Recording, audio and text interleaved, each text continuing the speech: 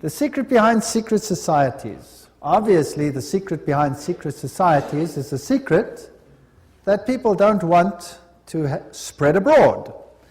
And this particular topic is so serious that I will venture rather to say nothing, very little. But I'd rather let history and the quotes speak for themselves. So it might become tedious to see quote after quote after quote, but the fact of the matter is, then it's not me saying it, it's historic facts being put before you, and then you decide for yourself whether the picture makes sense or whether it doesn't make sense. Revelation 17:4, and the woman was arrayed in purple and scarlet colors, and decked with gold and precious stones and pearls, having the golden cup in her hand, full of abominations and filthiness of her fornication. There's only one church in the whole world that uses a woman with a cup, and that is the Roman Church. And here is Città del Vaticano, using the woman with the golden cup, and she is called Fides on all their documents. Fides. Now, what does that mean? Fides. Well, let's go to a Masonic source, a very good Masonic source, written by Albert G. Mackey, the Manual of the Lodge.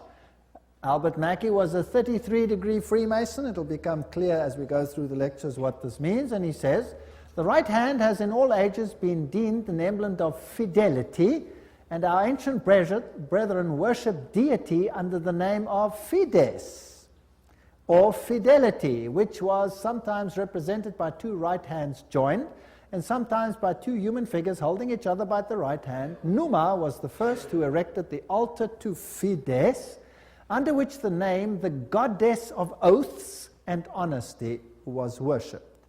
So it means honesty and fidelity, but it is also an image of a female deity. Now, Revelation 17 verse 5 calls this institution the mother of prostitutes. In Revelation 18 verse 7, she says, I sit as queen, I am not a widow, and I will never mourn. So she might have lost some children during the Reformation, but she's going to get them back. I am, and there is none beside me. I will never be a widow or suffer loss of children. She's going to control the world in a spiritual sense. That's what this power says. Now, it's interesting that the Vatican has just recently, September 5, 2000, issued this encyclical, Dominus Iesus, where she says, other churches are no sisters of ours, the Vatican insists. It must always be clear that the one holy Catholic and Apostolic Universal Church is not the sister, but the mother of all the churches. Cardinal Ratzinger said that. He's the head of the Inquisition. They don't call themselves the Inquisition anymore. They call themselves the Congregation for Doctrine and Faith. But it's the same thing. It's even in the same building. Now, she is not the mother, she is not the sister, but the mother of all the churches. That means all the other churches are subject to her, right or wrong. That's what she says. Now in Revelation 13 verse 1 and 2, speaking about the same power, it says, and the dragon gave him his power and his seat and great authority. Now that's a very, wow, statement. The dragon gave him the power. In other words, this power comes from another source. Now, doesn't Catholicism preach Christianity? Yes, it does. Doesn't it preach Jesus Christ as the Savior of the world? Yes, it does. But it also preaches mediation through other mechanisms and through the church. Now, it is interesting that in secret societies there are always two doctrines. One for the initiated and one for the goyim, the uninitiated. And the Knights Templars had two doctrines. The one was the inside esoteric occult doctrine, and the other one was the exoteric, the one to the outside, and that was Catholicism. So the masses received a religion which the insiders turned on its head. Amongst occult insiders, Lucifer is the true Son of God. Jesus is a second son who was defeated by the first one who had been thrown out. So Lucifer is the true luminary, the victor in the battle, and will be the one who will be worshipped at the end of time. That is occult doctrine. That's always been the doctrine of the Kabbalah, the Kabbalist doctrine, and it has been the doctrine of Gnosticism. But of course, it's not what the Bible teaches, but then Catholicism doesn't teach what the Bible teaches either. Revelation 17, verses 12 to 14, talks about 10 horns you saw are 10 kings who have not yet received a kingdom, but who for 1 hour will receive authority as kings along with the beast. They have one purpose and will give their power and authority to the beast. And they will make war against the Lamb, but the Lamb will overcome them because he's Lord of lords and King of kings, and with him will be his called, chosen, and faithful followers. Now we're going to deal with the whole chapter of Revelation 17 at a later stage. But the kings of the world, here represented by these 10, will give their power to the system, just like in the Middle Ages, and enforce the doctrines on an entire world. Very interesting. This will be this beast from the bottomless pit. Now, Gary H. Carr, in his work En route to global occupation, puts it this way. He says there were the ancient mystery religions which come from Babylon, and they were pantheistic, of course, which means God is in nature, God is in everything, which in effect makes us God then too. This was inculcated in Kabbalism, was taken over in the Christian era in what is called Gnosticism, and the Knights Templars were the inner secret core that had the ancient knowledge of the mystics. This was carried further through Rosicrucianism, Freemasonry, and the Illuminati, which, according to Gary Carr, controls Marxism, American European secret societies and political societies, international banking, and the World Council of Churches. Now that sounds very strange. Is the World Council of Churches controlled by Freemasonry? We'll have to look into that in some detail. Then, of course, you have the entire New Age movement, the Theosophical societies, the many cults, and all these things are all controlled by this mechanism to make null and void the doctrine of salvation in Christ alone. That will be the final battle. And in order to achieve this, this woman has concealed herself and has hid herself in a garb of Christianity, and people receive the Goyim doctrine and do not know what the inner core doctrine is. That is quite something. Well, if we look at 1 Chronicles 16, verse 26, for all the gods of the people are idols, but the Lord made the heavens, tells us that idolatry is quite something that's rife on the earth. And Nimrod, the Lord of heaven, Tammuz, the pagan Messiah, and Semiramis, the Queen of heaven, these find their origin in Babylon. And if you go through all the religions that were propagated in Lebanon, Phoenicia, Babylon, Assyria, Greece, Rome, Egypt, India, China, Mexico, Scandinavia, you have only this same picture under different names: Baal, Tammuz, Ashtoreth, El, Bacchus, Astarte, Belus, Tammuz, Rhea, Ishtar, Ninus, Hercules, Beltis, etc., etc. In Egypt, Ra, Osiris or Horus, Isis, Hathor, India, Vishnu, Krishna, Isi or Devaki, and so on and so on. Now, Romanism, the Roman Church, has taken this Trinity and made it Father, Mother, Child, which means that they must elevate the female to the point of deity. And we'll see how they did that and how they are doing that with the sanction of the Pope. So the true Trinity and the Roman Catholic Trinity are two different things.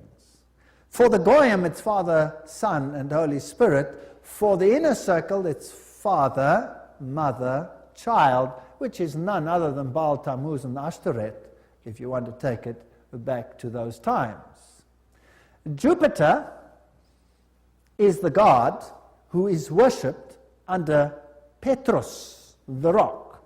And ubi Petri, where Peter is, there is the church. So here's another rock which takes the place of the true rock. Christianity and the secret societies, we could just summarize it as follows. The old Babylonian religion gave rise to Kabbalism. Via the Essenes and others, Gnosticism came into existence, and Gnosticism was founded by Simon Magus. This comes from no other source than Historia de la Magie and by Eliphas Levi. Wow, that's a high Masonic source. So Gnosticism, founded by Simon Magus. Then this Gnosticism, with its secret doctrine, was eventually, over time, through many intermediary organizations, carried over to the Knights Templars. And the Knights Templars were a group of a Roman Catholic order, if you like, that were set over the temple site to protect it. And they had strong links to Islamic societies, the Ismailis, the Karmatites, the Fatimites, the Druzes, and the Assassins. And these are very, very interesting, and we'll be dealing with them when we talk about the Islamic connection, what the secret societies actually teach. Just like the Templars had two doctrines, one for the Goyim, the uninitiated, and one for the insiders, and the two diametrically opposed to each other, so the secret societies of Islam do exactly the same thing. But that's another lecture. Now the Templars, they had their secret inner information inculcated in the Rosicrucians and the Jesuits. The Jesuits, again, formed and created Freemasonry. And Freemasonry was created as the Protestant arm of the Roman Catholic Church. Unbeknown to them, beguiled, fooled, if you like, into doing the work that Rome wanted them to do, so that Rome could sit in the background while Freemasonry did it for them. And then it wasn't them, it was them. And it was mainly Protestants that were doing it, and not Rome. Very clever. Very, very clever indeed. So now let's have a look at these Knights Templars. Here are some of the representations. This is Desmaloy, the founder of the, or not the founder, but the leader at the time of its dissolution of the Knights Templars. This is what their dress looked like, if you like, and that is one of their symbols. It is a symbol that is used by many churches today. Did you know that? Many charismatic churches use that symbol. That's fascinating. And Jehovah's Witnesses use that symbol as well. We'll come to that in another lecture. Now let's have a look at what Nestor Webster, Secret Societies and Subversive Movements, has to say about the Templars. We're not going to read it all, but you can always, if you get the video, stop the quote. In the year 1118, 19 years after the First Crusade ended with the defeat of the Muslims, the capture of Antioch and Jerusalem, these groups were founded that were eventually established as the Templars, and they presented them with a house near the site of the Temple of Solomon, hence their name, Knights Templars. And they became very famous and a very powerful order which controlled all the finances, the financial world. They were the banking elite of the world, if you like. And then in the year 1128, the order was sanctioned by the Council of Troyes and by the Pope. It was a Roman Catholic order within the church.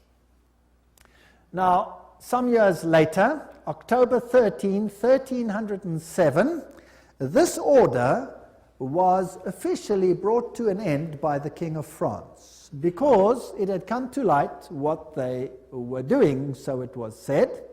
The King of France, Philippe le Bel, had the Templars arrested, and the date was Friday the 13th, October 1307, and since that day, Friday the 13th is a day of bad luck for the entire world. And the charges brought against them were: the ceremony of initiation into the order was accomplished by insults to the cross and the denial of Christ and gross obscenities.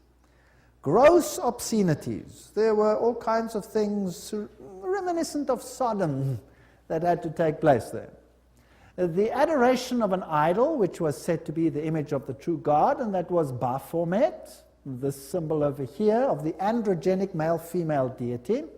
The omission of the words of the consecration of the Mass, the right that the lay chiefs amongst themselves giving absolution, and authorization of unnatural vice. So they had to curse the cross, trample upon Jesus, swear allegiance to Baphomet, and sanction this with unusual vice. It's a pretty serious crime in those days, so he was sentenced to death. But the order actually didn't disappear. The Pope was very reluctant to say that it was so. Masonic ritual includes references to the Knights Templars. For example here, Secret Societies and Subnervous Movements says, several knights who had set forth the rescue of the holy places of Palestine from the Saracens formed an association under the name of Freemasons, thus indicating that their principal desire was the reconstruction of the Temple of Solomon. And you hear a lot about the reconstruction of the Temple of Solomon today, and the story of Israel and all those interesting things. Now let's go a little bit into some of the history. I'm taking you to this beautiful palace. Where do you think it is? It's in Jerusalem. And it's Notre Dame, Vatican. And this is where the Pope has his representation in Jerusalem. It's a palace for a king. There's the Vatican flag flying outside, and there's even a whole lane where you have some interesting papal artifacts. Now in Jerusalem, I went to look up the site of the Knights. And here is the Knights Palace, the Latin Patriarch. This is where the Knights Templars originally had a site, and the Knights of the Papacy now control this area. This is their symbol that they use. That is also the Knight's shield, which is used by many religions today. The Rema Church uses that symbol, for example. These are the eternal warriors. That is the symbol that they use. There they kiss the Pope or the Patriarch's ring. They are knighted just like knights, and they knight highly prominent bankers and individuals such as that. Inside this church, you have, of course, the statue of Jupiter as Peter. Notice that the foot is well kissed. And I didn't want to kiss the foot, so I just stood there. And it is a very important church because both Pope Paul VI and Pope John Paul II visited this church, which is, of course, highly symbolic, and there are the plaques. And the Latin Patriarch, the Knights Palace. If you go inside, there's this interesting altar. And as you look at the altar, you'll see certain figures over here. This one over here is very interesting. Let me get it a little bit closer. And what do you see? You see the double-headed eagle, which is also the symbol that is used in Freemasonry. So there it is on the altar of the Knights. And what is there on this side? Two swords held like a compass. Fascinating. So there are many, many Masonic figures in here. The tail feathers and the feathers of the eagle, very reminiscent of what you have, for example, on the back of the dollar, and all those other interesting symbols of the circle with the triangle and the sun around it. And the inheritor of the Templar nuance are the Jesuits. Now the Jesuits, of course, are the ones who behind the scenes control many things. They were founded on the 15th of August, 1534 by Ignatius Loyola and were sanctioned by the Pope on the 27th of September, 1540. So they were created, as it were, to stand against the Reformation. They were designed to destroy the Reformation. Loyola wanted the order to be champions of Catholic unity, and of course submission to Christ's vicar, the Pope, was absolutely essential. Here you have the institution of Loyola's organization by the Pope on this particular day, and there are some interesting analogies which we will find here. Here, for example, there is considerable analogy between Masonic and Jesuitic degrees.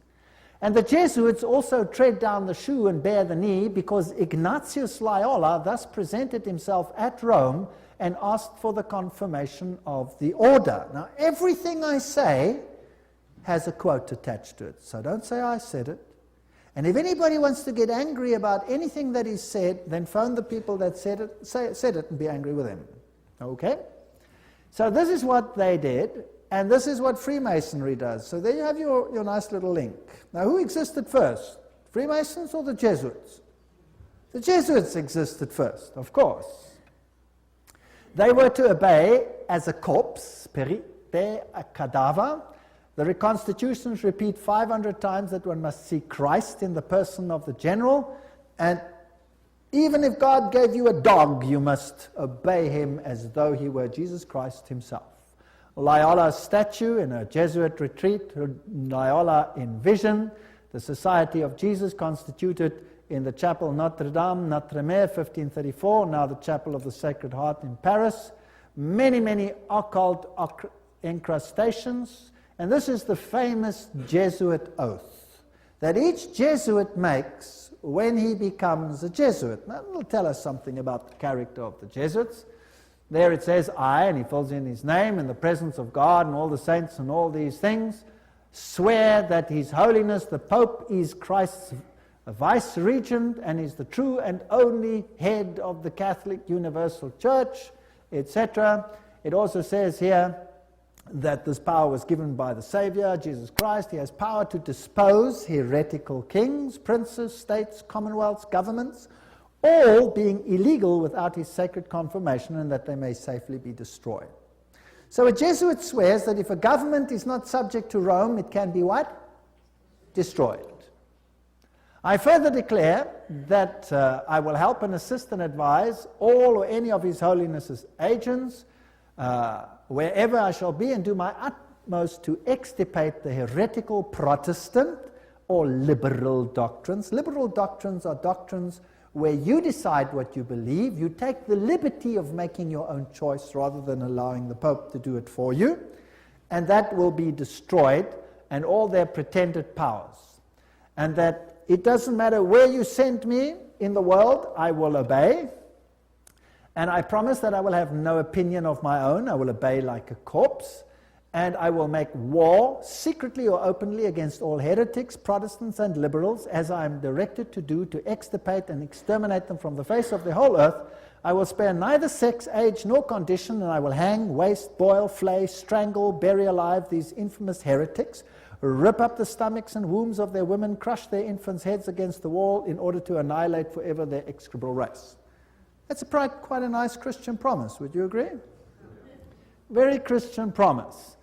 Did they do it? Well, the Waldenses, they smashed the children's heads against the rocks to make the parents rescind. In the Ottoman Empire, that's an interesting story, in Serbia and in all those East Bloc countries where they occupied, they took the children, threw them in the air, and caught them on the ends of their bayonets. They were nice people. Now you will say, that was Islam, that wasn't Jesuits? Well, debatable. We'll talk about it another time. And if I cannot do it openly, I will do it secretly. So that is what a Jesuit swears. This is the famous Pontifical Gregorian University in Rome, the most prestigious Catholic university in the world. The Jesuits, in all their enclaves, have their figures in caves. Now, in paganism, all the deities come out of the cave, and they have the letters IHS, which actually stand for Isis, Horus, Set, which is the Egyptian Trinity. They, of course, say it means Jesus hominum salvator, Jesus the Savior of men, but it doesn't. It means IHS, Isis, Horus, Set. And their symbol is the triangle with the all-seeing eye in it for this deity. They also use the pillar, the stela, if you like. They have the symbol of the triangle with the eye in a circle, which is also the symbol used in the New Age movement. And we saw that Gary Carr says that Freemasonry controls the New Age movement and the Jesuits control the Freemasonry, or created it. This is the University of the Jesuits in Prague. On top of it they have Atlas, not Jesus Christ. If you go to a more modern Jesuit enclave like this one in Germany, I visited this. I'm quite cheeky sometimes, there I am. And took a picture, and inside they have this picture of Christ. This is not Christ, this is Atlas, holding the world on top of his shoulders, disguised. They have these symbols up against the wall. There, this symbol is the symbol of Hermes. If you take away the cross, then you have the symbol of Isis. This is paganism at its best. And these symbols over here are nothing. Here it is, Jesuit Kirche, when it was built, etc. And their symbolism, Maria, the M is the Masonic M, the triangle, Ria, the goddess. Here is a church in Germany, a cathedral. Inside you will see this circle with a cross in it, the crossed swords, symbol of all symbols used also in Freemasonry. Now if you go back to ancient Assyria, that was a very prominent cross. It was the Maltese Cross. It comes from ancient paganism. They have the symbols of the star over here, two stars one over the other, or two crosses one over the other. They have the compass, they have the moon with a disc in it or a star in it, which is the symbol that Islam uses, for example. They have the solar calendar and the triple crown. All of these are used by the papacy. Upside down crosses represent victory over Christ. Hammers and compasses and sickles, these are symbols that are prevalent in the world.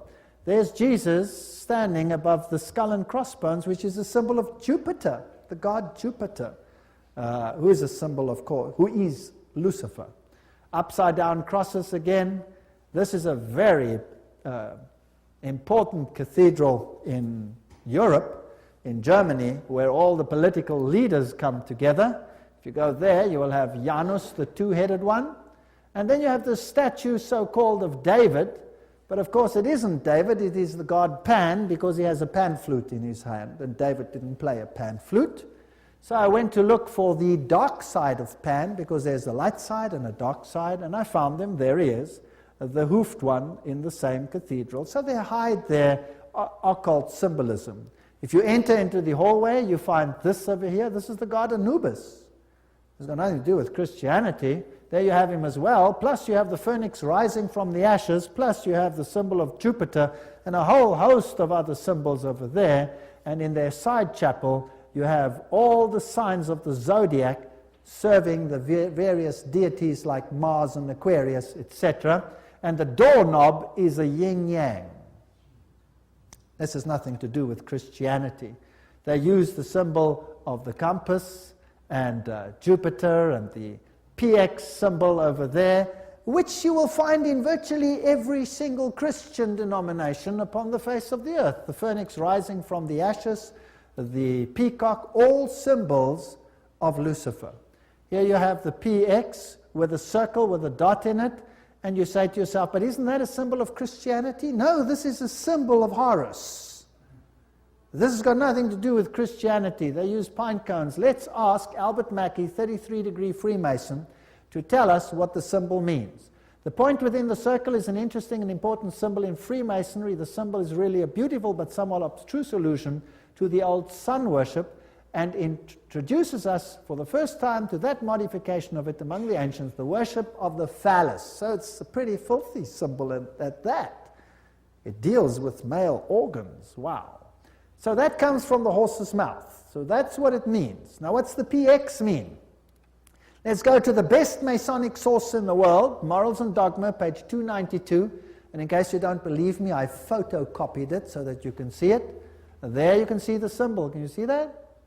It is the staff of Osiris. This is straight from the horse's mouth. You can't get a better source than this. This is the highest Freemason who founded the Scottish Rite, 33 higher degrees, and was one. He didn't found them, but he officiated over them.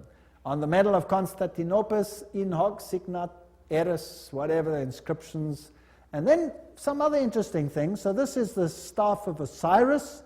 And then he goes through the mystic Tau and the crosses and the stars of David, and then he uses this one as well. Interesting symbol. He says the vestment of the priest of Horus were covered with these crosses. That's a Maltese cross. Remember that I showed it to you on the Syrian king? Now, who wears that on his vestments? Well, let's have a look. Oops, there it is. Who's wearing it? The Pope is wearing it. So what is he? He must be the priest of Horus. So to the outside world, it seems like Christianity, but to the inner circle, it's occultism. On the floor of the cathedral in London, you have the tricole, which is the triple yin yang. And what does that mean? Well, let's go and ask the sources themselves. Celtic version of the yin yang. That's what it is. The tricole, the sea, good luck, cauldron, Celtic goddess, the goddess of wisdom and witchcraft. Who was enthroned in the French Revolution? Goddess of reason, witchcraft, reason, all these things, same deity. On the floor of the same cathedral, you find the mystic Tau. What does the Tau represent? Let's ask another Mason, Ward. He says it's the symbol of the male creative side of the deity, sign language of the mysteries. So again, it has a sexual connotation. What's it doing on the floor of a cathedral? So the Jesuits are the heirs of the occult religion, and they control the world through their agencies. They stand in the background, create sub-organizations, and everybody thinks they are not active. Let's ask them themselves what they believe. Here is the history of the generals of the Society of Jesus. These are all the generals, starting with Ignatius Loyola. They're all listed down there. We don't have to go through them all the way through to the present one that rules now, whose name is Peter Hans Kolvenbach. Nice German name. It's interesting that the Germans are very prominent in this. Peter Hans Kolvenbach is the head of the Jesuits. Cardinal Ratzinger, another German, is the head of the Inquisition. They seem to be pretty much in control. What does he look like? There he is, Peter Hans Kolvenbach. You're looking probably at one of the mightiest men on the earth today, if not the mightiest. He's the Black Pope. Here you have the cave of Loyola. Here you have George W. Bush and the Pope in audience with each other. And they don't do anything by chance. They just happen to do this exactly under that picture I showed you, where Loyola receives his commission from the Pope. Now, the ceremony of induction and the extreme oath of the Jesuits, Library of Congress, catalog card, there it is.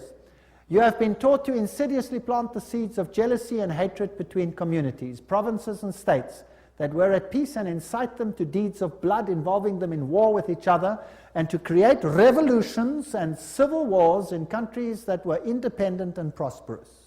Cultivating the art and the sciences and enjoying the blessings of peace, to take sides with the combatants and to act secretly in concert with your brother Jesuit, who might be engaged on the other side, but openly opposed to that with which you might be connected, only that the church may be the gainer in the end, in the conditions fixed in the treaties for peace, and that the end justifies the means. Whoa!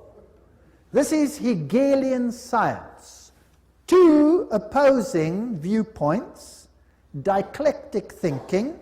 You war the one with the other, and you rub them up until nothing is left. It's called thesis, antithesis, and the resultant clash brings synthesis, that which you want. Now note that the Jesuit can be very active on the one side, but he can be equally active on the other side. So this is all a process whereby they wish to attain things. The 30-Year War. And what was that about? The aim and the object was that that war should in truth become a war of annihilation. Besides, was it possible for them to allow peace to be concluded with countries whose rebellious governments had issued a law ruling that no Jesuit should ever again dare to show his face? Do you know that the Jesuits were thrown out of virtually all countries, including Catholic ones, because they were so divisive? Catholic kings couldn't even take the Jesuits and threw them out. If a Catholic king dared to throw out a Jesuit, that country was destroyed, Catholic or not, and the Jesuits are back. You can take your bottom dollar for that. So, the frightful responsibility for this terrible 30 Years' War must rest upon the Emperor Ferdinand II and his teachers, rulers, and bosom friends, the sons of Loyola. Every single thing I'm saying is a quote. Popery, an enemy to civil religious liberty. In 1550, Pope Julius declared his claim to universal temporal political power, evidenced by a new coin he issued, its motto having read, "The nation and kingdom that will not serve me shall perish." Now please note that this is a Roman Catholic statement, that the nation and the kingdom that does not serve the papacy will perish. What does that mean in terms of Protestant countries then? Are they going to be in trouble, yes or no? I would say yes, they will be in trouble. Thomas Aquinas, the great philosopher of the Roman Catholic Church, said, "The Pope by divine right has spiritual and temporal power as supreme king of the world. The Pope of Rome, as head of the papal government, claims absolute sovereignty and supremacy over all the governments of the earth." All the governments. All these quotes are highly potent quotes. There is nothing mediocre in these quotes, and they come from the highest sources. The right of deposing kings is inherent in the supreme sovereignty which the popes as vice-regent of Christ exercise over all Christian nations. Cardinal Henry Manning, 1892, he was Archbishop of Westminster. So, he is in control of all nations of the world. Now it's interesting that the Bible tells us that these words were put on the Christ's cross at the crucifixion. Jesus of Nazareth, the King of the Jews. You read that in John 19:19. But the Roman Catholic crucifix has the words INRI written on it. Now, if you look it up in Webster's dictionary, it means Jesus Nazarenos Rex Iuderum, but in the extreme oath of the Jesuits, INRI means something totally different. It means Iustum necare reges impios, which means it is just to exterminate or annihilate impious or heretical kings, governments, or rulers. That's an interesting point. Now, another thing that they want to do is destroy Protestantism. We cherish at the bottom of our hearts this principle that whatever does not unite with us must be annihilated. And we hold ourselves ready to make, as soon as we shall have the means, an energetic application of these principles.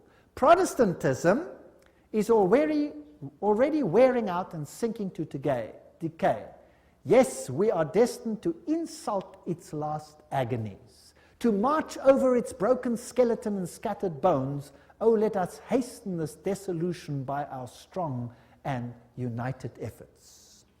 Then already, they wrote, Protestantism is becoming decomposed, and we are gaining men of note. This is extracts from The Secret Plan. Those are the worst of the Catholics, the Inquisitors, the Jesuits. They are simply the Romish army for the earthly sovereignty of the world in the future, with the Pontiff of Rome for emperor. Something like a universal serfdom with them as master is what is being planned.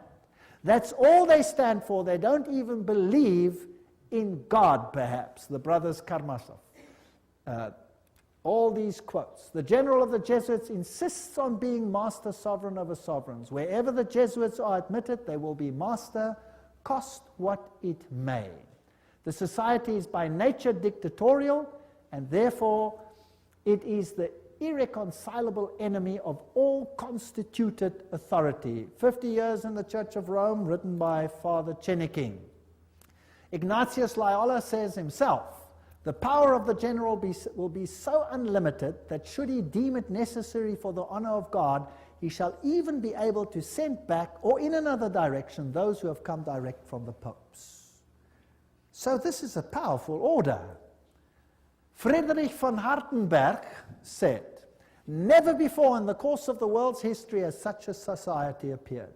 The old Roman Senate itself did not lay schemes for world domination with greater certainty of success. They want world dominion, with the Pope enthroned as the universal ruler. The Roman Catholic Lafayette said, "It is my opinion that if the liberties of this country, the United States of America, are destroyed, it will be by the subtlety of the Roman Catholic Jesuit priests, for they are the most crafty, dangerous enemies to civil and religious liberty. They have instigated most of the wars of Europe." These are prominent people speaking. Morse, he's the founder of the Morse code, the inventor of the Morse code. He said, and who are these agents? They are for the most part Jesuits, an ecclesiastical order proverbial through the world for cunning, duplicity, and total want of moral principle, an order so skilled in all the arts of deception that even in Catholic countries, in Italy itself, it became intolerable and the people required its suppression. That's another prominent man. Archduke Maximal Francis said, "They have so constantly mixed themselves up in the court and state intrigues that they must in justice be reproached with striving after universal dominion." And we could go on and on and on. This is a very interesting one.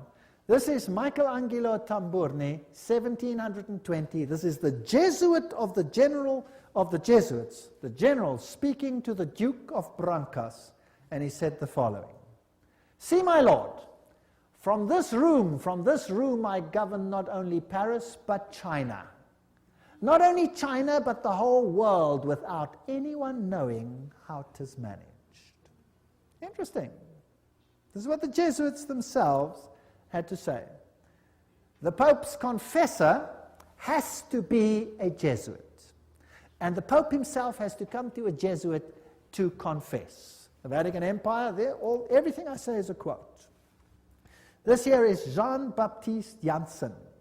He ruled from 1946 to 1964, and he looks like a charming gentleman, very cheerful.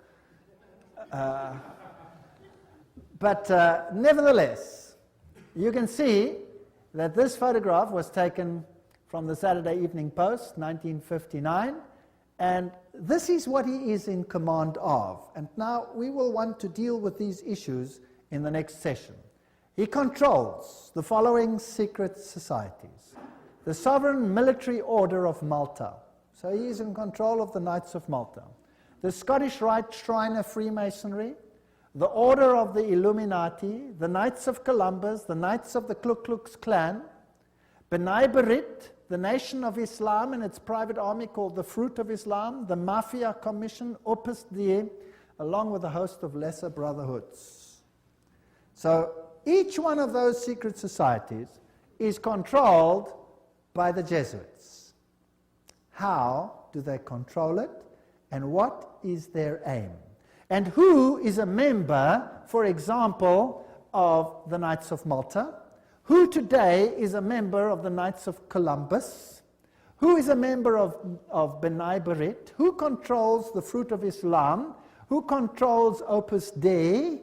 Who controls Skull and Bones and all the other secret societies, and what is their agenda? That is what we have to find out. Remember that Rome wants to regain total dominion, and if they are the center of Templar theology, then they want to control the world for the dragon, not for Jesus Christ. The dragon gave them their power and their seat and great authority. This is scary. And this power must be in control in your country as well as in mine. But the good news is that Jesus foretold it. We read it in Revelation, and he says no matter how they confederate, no matter how they scheme, the kingdom is going to go to whom? It's going to go to Jesus. Jesus wins. So there's nothing to be afraid of, but I will show you these secret societies in the next session, and I will show you who the members are.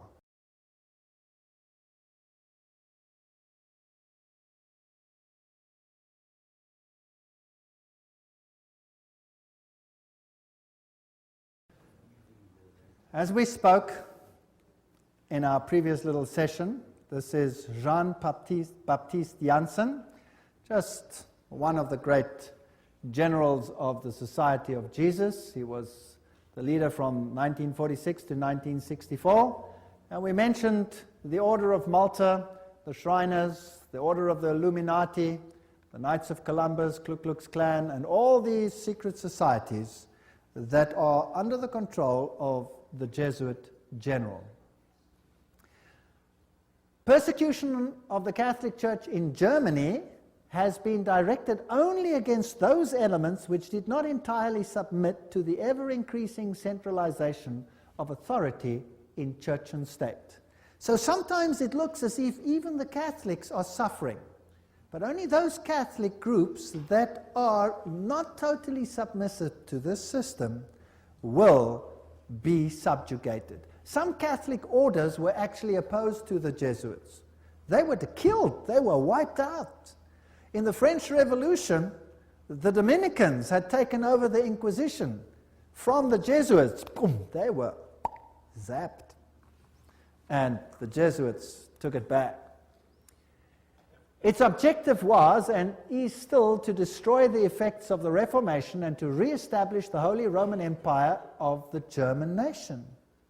A greater Germany, in other words, must be made again the center of a revived Holy Roman Empire. Leo H. Lehman, 1942, an American historian, said that. Isn't it fascinating that the Russian president, or a Russian president, let me put it that way, and many political leaders have given the assurance that Germany will once again play a greater role in the new Europe today. Isn't it also fascinating that it was a Jesuit priest, Father Stempfler, and not Hitler, who wrote Mein Kampf? In fact, you can read it on Mein Kampf itself. Now, the SS used this symbol of the skull and crossbones. What was that a symbol of? Do you remember? It was the symbol of Jupiter, the god Jupiter, the god of death. It's also the symbol of Osiris, who was the god of death. Anubis is just another form of Osiris. He is the god of death. He's the god of the dead. But Jesus says, I am the God of the living. I am not the God of the dead. I'd rather serve the God of the living. The SS was organized by Himmler according to Jesuit order principles. The rules of service, spiritual exercises prescribed by Ignatius Loyola constituted a model which Himmler strove carefully to copy. Absolute obedience was the supreme rule. Every order had to be executed without comment. Every single statement is being read from a reputable source. Again, in that wonderful book, The Great Controversy, we get an idea of the Jesuits. Throughout Christendom, Protestantism was menaced by formidable foes. The first triumphs of the Reformation past, Rome summoned new forces hoping to accomplish its destruction. At this time, the order of the Jesuits was created. Notice what this quote says. The most cruel, unscrupulous, and powerful of all the champions of popery, cut off from every earthly tie and human interest, dead to the claims of natural affection, reason, and conscience, wholly silenced. They knew no rule, no tie, but that to their order, and no duty but to extend its power. We don't have to read the whole quote. But they made it their business to destroy Protestantism. The Jesuit order therefore stands before us as the embodiment of a system which aims at temporal political domination, and that over the whole world. You will say to me, surely China will not be subject? Well, we already read a quote by the Jesuit general himself where he says he controls China. Who controls communism? The Jesuits created it, and therefore they controlled it. They practiced it in their South American examples where they practiced it before they instituted it. Very interesting. This is Count von Hernsbruch, 1911, German noble and ex-Jesuit, who says this very thing. At what then do the Jesuits aim? According to them, they seek the greater glory of God, but if you examine the facts, you will find they aim at universal dominion alone. It is they who rule the world. One quote after the other. Moreover, the Pope has thousands of secret agents worldwide. They include the Jesuits, the Knights of Columbus, the Knights of Malta, Opus Dei, and others. The Vatican's intelligence service and its field resources are second to none. Even Dave Hunt, American Baptist historian, says that. So, let's have a look at some of these institutions. Let's have a look at Freemasons. The Grand Design Exposed says, the truth is the Jesuits of Rome have perfected Freemasonry to be their most magnificent and effective tool, accomplishing their purposes among Protestants. Now surely the members of Freemasonry themselves must be deceived, because if they saw it, they wouldn't do it, right? So actually the order is being used, and they themselves are deceived. And only within the order, higher up, are those chosen ones who know, and they are controlled by the Jesuits for Rome. Very clever. Very clever. To make Protestantism do what you cannot do openly because you have been fingered by Protestantism as the Antichrist. So this is very interesting. This is a Templar fortress and a church on the island Mallorca, Spain.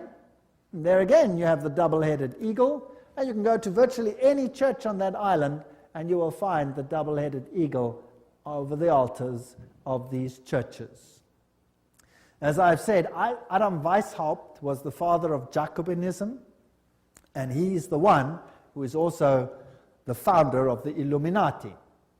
From the Jesuit college at Ingolstadt, it is said to have issued the sect known as the Illuminati of Bavaria, founded by Adam Weishaupt. Its nominal founder, however, seems to have played a subordinate, though conspicuous role in the organization of the sect. You see, again, they use a front and a front and a front. Now, here are two Jesuit generals. This one over here is General Ricci, and this is General Ledochowski. And very interesting, this one over here, 1773 to 1814, he ruled during the order's suppression. Now notice this, the Vatican itself suppressed the Jesuits, between 1773 and 1814. What happened to the Vatican in that time? There was a mortal wound, and the Pope was taken into exile and he died. Isn't that correct? So who gave the mortal wound to the papacy? The own order in the own church. Power struggle. And he created, in his time, the Illuminati was created through Weishaupt, and of course he's also the father of modern communism, who with his Jacobins conducted the French Revolution. Years later, Jesuit General Ledochowski with his Bolsheviks conducted the Russian Revolution in 1917, and it's identical to the other revolution. And I will deal with that when I give a lecture on revolutions and wars and dictators later in the series. France's greatest authority on the Jesuits, Edmond Paris, said, the Russian Revolution, by eliminating the Tsar, protector of the Orthodox Church, had it not decapitated the great rival and helped the penetration of the Roman Church?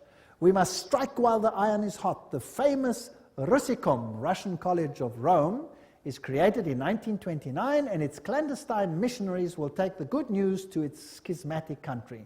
1 century after their expulsion by Tsar Alexander I, the Jesuits will again undertake the conquest of the Slav world.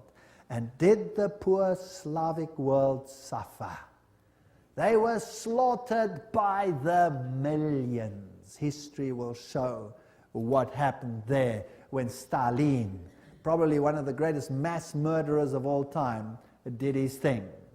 Frederick the Great, so-called, of Prussia, caused the high degrees of Masonic constitutions of the ancient rite to be revived, and he himself wrote the constitutions under the guide of the Jesuit general. Encyclopedia of Freemasonry, Albert G. Mackey says that himself. Very interesting. And now notice this. This is a source that's unbelievable. This is ISIS Unveiled by Blavatsky herself, the author of Secret Doctrine. She says that the rites are the offspring of the sons of Ignatius Loyola. The Scottish Rite and all of these worked under the instructions from the general of the Jesuits. So who controls Freemasonry? The Jesuits, there's no doubt about it. Here, we have confirmed the induction of the Knights Templar Mason into the councils of the said order of knighthood, and hoping in confiding that he will ever be so demean himself as to conduct to the glory of IHS, the most holy and almighty God, and to the honor of the mark we do recommend. There's a ritual in Freemasonry which is totally Jesuit. So the Jesuits control Freemasonry. Here's a Freemason temple, if you like. It's in Oklahoma. There is IHS. This is a Freemason temple. It's a lodge. There is IHS in it. There are still old ladies, male and female, about the country who will tell you with grim gravity that if you trace up Masonry through all its orders till you come to the grand tip-top head Mason of the world, you will discover that the dread individual and the chief of the Society of Jesus are one and the same person. James Patron, American historian. There are many that say these things. Knights of Malta. The Freemasons are in the foreground, while the Jesuits and the Knights of Malta are in the background. The Jesuits control even the Knights of Malta. Now, who are they? Well, they are headquartered in Rome, these knights. They used to be on an island, but besides that, they used to be a military order. They are still a military order. They are knights. They control the banking of the world, the industry of military complexes of the world. They oversee Chase Manhattan Bank with all its branches. They rule all the intelligence communities, the KGB, the CIA, and all of these things to restore the Dark Ages. Everything I'm saying is a quote. I'm saying nothing. Don't accuse me of saying anything. I'm just reading. Who are they? Well, here's the head of the Knights of Malta at the moment in America. Well, he's dead now. This is Francis Joseph Cardinal Spellman, Cardinals of New York. And their headquarters is St. Patrick's Cathedral, the diocese of the Archbishop of New York. There are the various ones. Here's Terence Cardinal Cook. Then was Cardinal O'Connor, and currently Cardinal Archbishop of New York, Edward M. Egan. Now let's have a look who the members of the Knights of Malta are. That should be interesting. Some past, some present. General Alavena, George Anderson, Angleton, Azru, Bertie, Bobs, Bonaparte. Does that name ring a bell? Borges, Bradley, Brady, Pat Buchanan. Does that name ring a bell? James Buckley, Prescott Bush. Does that ring a bell? Frank Capra, William Casey, does that ring a bell? CIA, Cisnero, Cooks, Coughlin, Loach, Giscard d'Estaing, does that ring a bell? President of France, Bill Donovan, Alan Dulles, Avery Dulles, Edward Egan, that's of course the Cardinal himself, Franz Egon, John Farrell, Flanagan, Flynn, Gelly, Galen, Gorman, Grace, General Alexander Haig, does that ring a bell? Otto von Habsburg, wow. Conrad Hilton, Heinrich Himmler, he was Knights of Malta. J. Edgar Hoover, FBI, CIA fame. Joseph Kennedy, Ted Kennedy, Larkin, Lehman, Lorenza, Luce, Henry Luce, founder of all the great magazines and Time magazine and all of them.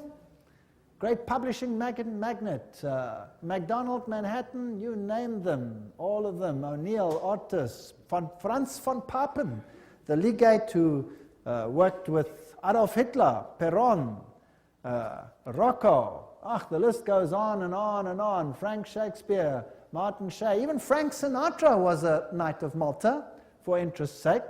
So there are prominent men who are Knights of Malta.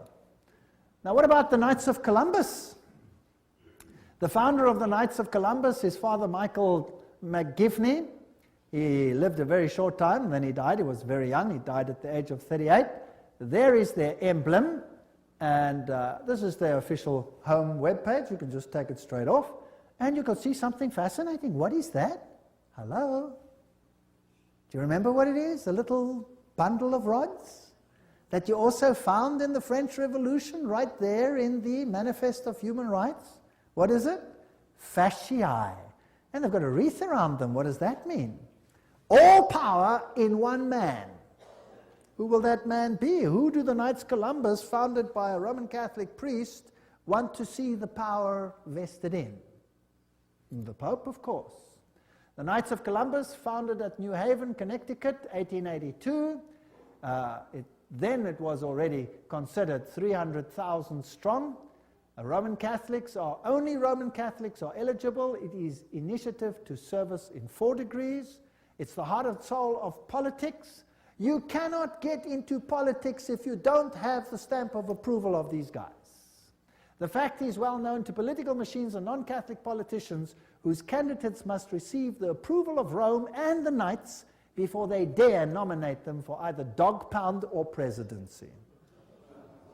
The Knights of Columbus' principal business is politics, a Jesuitical politics. A menace to the nations, Jeremiah Crowley, there's the quote.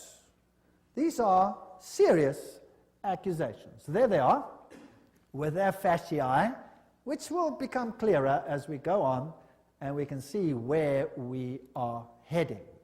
For today, Rome considers listen to this. Today, Rome considers the fascist regime the nearest to its dogmas and interests. We have not merely the Reverend Jesuit Father Coughlin praising Mussolini's Italy as a Christian democracy, but their official magazine, which is Civiltà Cattolica, this is the official Jesuit magazine, says, this is the house organ of the Jesuits, says, fascism is the regime that corresponds most closely to the concepts of the Church of Rome. This is scary. Have you noticed lately that there is more and more control? Have you noticed some of these things?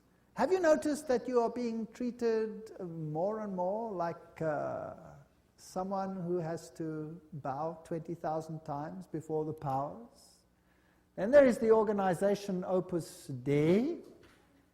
Is a semi-secret religious lay order with paramount objective is total support of the papacy. And these people walk around with clamps that tear into their flesh so that they have constant pain with every movement to remind them of their obligation. And they have high members, like presidents, for example, of Portugal is an Opus Dei member. Then we have the Skull and Bones organization. And who are they? Well, they have this interesting skull and bones. What does it represent? You know that by now. Jupiter. And they have the number 322. If you look up Genesis chapter 3, verse 22, you will find, now man has become like one of us, knowing good and evil, raising man to the level of deity. This is Yale University, the place where they are. Now let's consult one of the greatest authorities on skull and bones. That is Anthony Sutton. Let's ask him who he is. Educated at the Universities of London, Göttingen, California, former research fellow at the Hoover Institute, Stanford University, as well as economics professor of California State University. He had the guts to speak out and write a book, and it cost him dearly. But nevertheless, let's quote him. There is the book. Anthony Sutton, America's Secret Establishment, an Introduction to the Order of Skull and Bones. So that I don't say it, let's quote it. Skull and Bones, it's over, it's Bush. Bush won the election. Let's watch this video. Yale University, the scions of America's first families confess their sexual exploits from a gruesome coffin. In a smoke-filled room, a handful of power brokers manipulate the global economy.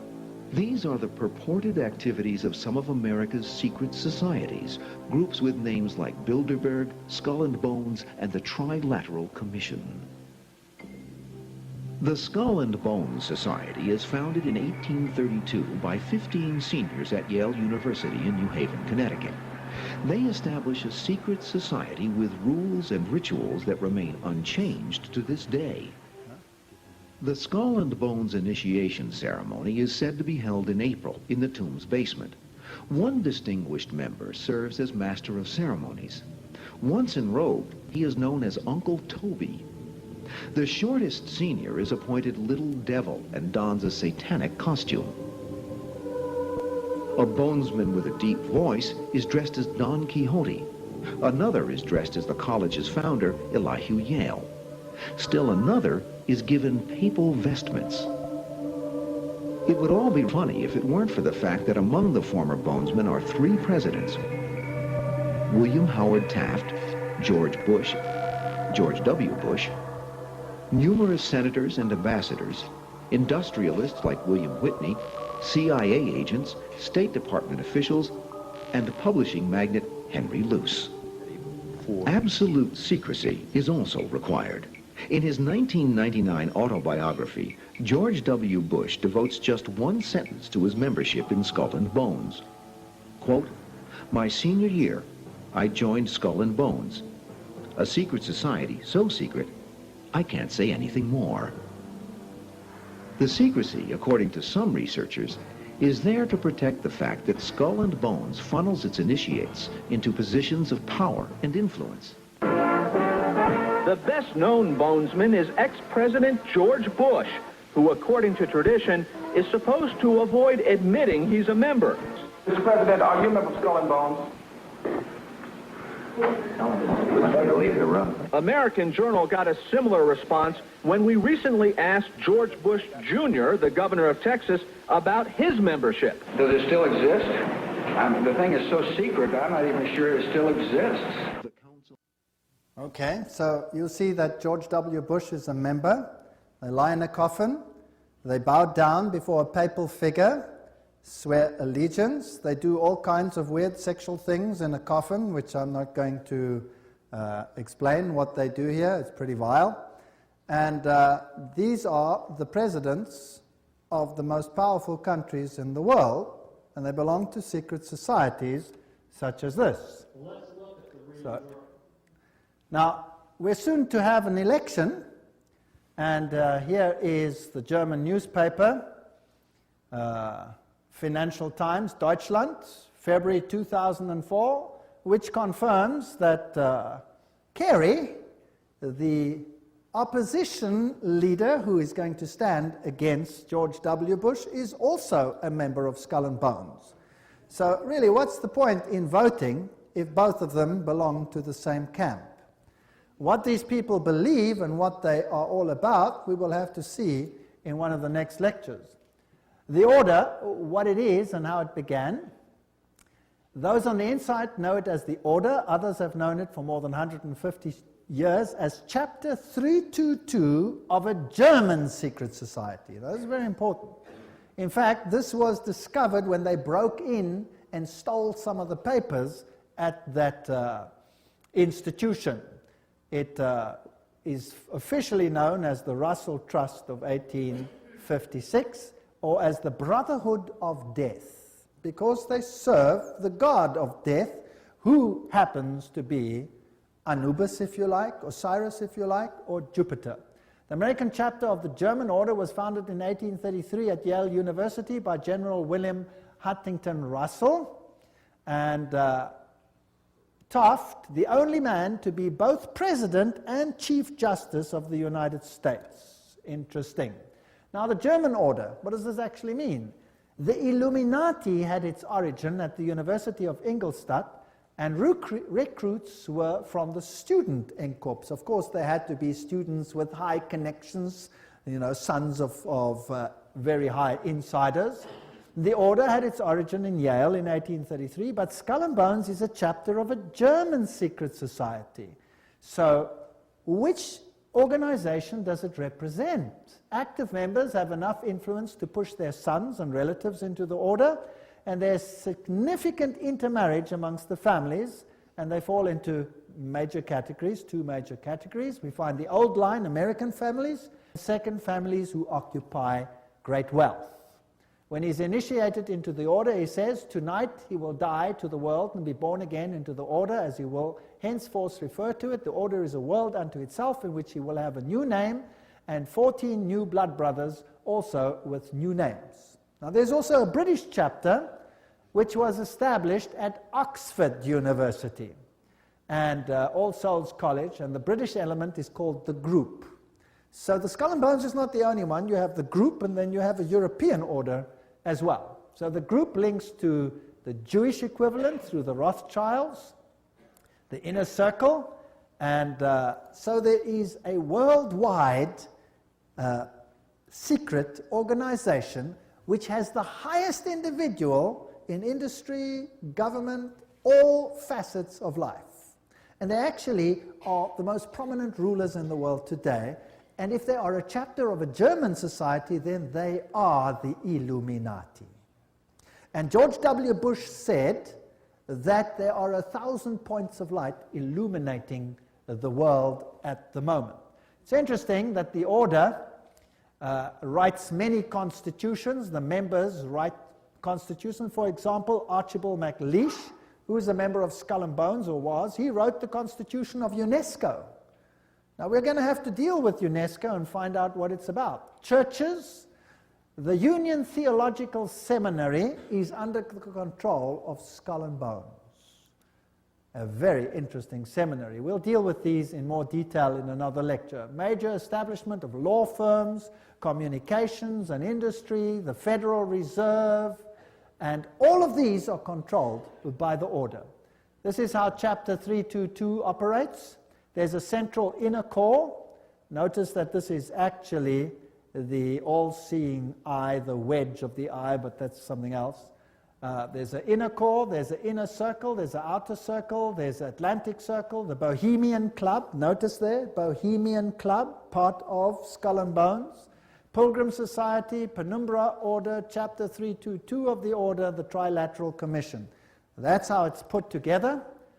You could basically put it this way: Council of Foreign Relations, United Nations, Bilderbergs, Club of Rome, Royal Institute of International Affairs, and the Trilateral Commission, with the Illuminati controlling everything on the inside, forming basically the round table.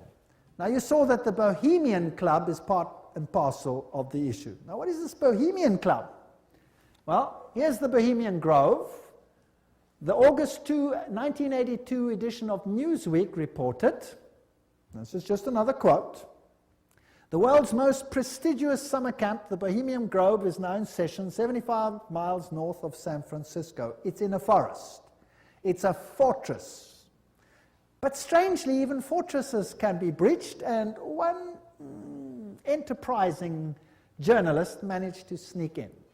The fiercely guarded 2,000-acre retreat is the country's extension of San Francisco's all-male, ultra-exclusive Bohemian Club, to which every Republican president since Herbert Hoover have belonged. This is just a quote. This is the Bohemian Grove ceremony, which was photographed or videotaped, very darkly, of course, very secretly, by one journalist, which caused a major furor. Now you can see very little in this light, so I'll explain to you what's happening there. In this forest, the men appear naked. Naked. They have to walk around naked. In fact, some members have left the society because they're tired of walking around naked. Now imagine every president of the United States has been a member of the Bohemian Grove. And just imagine it. The priests are dressed in vestments, papal vestments, and they pay homage to an owl because the owl sees in darkness. It has illumination. They worship nature. They say, beauty surrounds us now and we worship her. This is nature, it's nature worship. And they honor the owl and bow down to it. This is paganism at its worst. There are other rituals which I do not want to talk about that happen between all these naked men. And if you read your Bibles, you will find that those who worshipped in the groves were called the perverted ones. They were people of high position and were amongst the highest of society. And periodically a good king came along and cleaned up, but then they always came back into power. This is nature worship, this is pan worship, this is Luciferian worship, and the presidents of the world are members. Let's look at the Bohemian Grove video. There's the papal vestment. Temple, that all within the grove be reverent before him. Lift up your heads, O ye trees, and be ye lifted up, ye everlasting spires. For behold, here is Bohemia's shrine, and holy are the pillars of this house. There's the owl. For beauty is eternal, and we bow to beauty everlasting. For lasting happiness, return to one alone, and she surrounds you now. Great nature, refuge of the weary heart. We bow to one alone, great nature. She is ever faithful. Other friends may fail, so must ye come as children. Little children that believe nor ever doubt her beauty and her faith. Bohemians and priests, our funeral pyre awaits the corpse of care. Prince of all mortal wisdom, Owl of Bohemia, we beseech thee, grant us thy counsel. Owl of Bohemia, grant us thy counsel.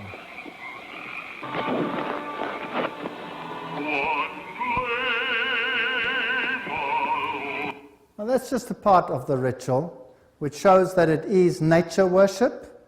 It is condemned in the Bible, and yet, who are the members? Let's continue. This is an article in Mother Jones, August 1981, volume 6, page 28, and reports who the prominent members were. For example, George P. Schultz, Stephen Batchelor, Gerald Ford, Henry Kissinger, William Buckley. Can you imagine them all walking around naked, worshipping a stupid owl? I mean, that's so pathetic. Fred Hartley, Griffin, Haywood, Coors, Teller, Ronald Reagan, Clausen, George Bush, William French Smith, etc., etc., etc. It is pathetic. Modus operandi of the order. The activities of the order are directed towards changing our society, changing the world, to bring about a new world order. This will be a planned order with heavily restricted individual freedom. That's fascism. And I will show you the papal encyclicals that will make your hair stand on edge as to what is going to happen all over the world.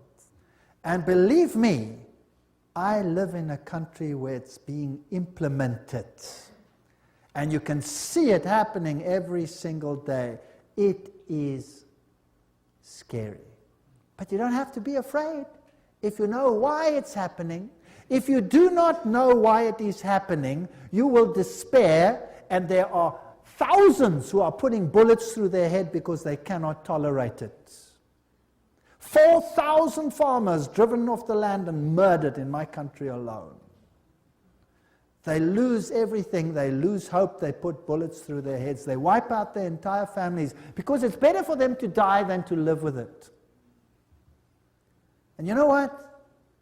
You give a lecture like this and you show what's behind it and why it's behind it, and guess what? They get hope. Because they see it's not just them and not something they don't understand. Once they start understanding the bigger picture, they gain hope. And they say, wow, so it's not really the end for us, because this is simply the sign that Jesus is coming soon. And there will be a better kingdom. Let us give our lives to Jesus Christ, because this world has nothing to offer. And they get hope. So far than being negative, they conceive a lecture like this, for example, as positive. And it has an amazing effect on countries where this is being implemented this very day. No constitutional protection if you go against it. They control education. I'll show you how in the lectures. Money, law, politics, economy, history, psychology, philanthropy, medicine, religion, media. There is nothing that they do not control. And remember, they are neither left nor are they right. So if there are right-wing parties and left-wing parties, they control them what? Both. That's the Hegelian principle. That's Hegelian logic. Remember that both Marx and Hitler, the extremes of left and right, presented as textbook enemies, evolved out of the same philosophical system, Hegelianism. I'm quoting from one of the greatest researchers in this field. That brings screams of intellectual anguish from Marxists and Nazis. Remember that the Jesuits were told that they must serve on this side and the other side. Remember that? And create conflict between the sides. This conflict of opposites is essential to bring about the change that they want. Today, this process can be identified in the literature of the Trilateral Commission, for example, where change is promoted under conflict management. Have you heard that name before? Right, conflict is essential. The state is absolute, so the state must have total control. That means the people must relinquish their rights to the state. Do you see that happening in the United States at the moment? Absolutely.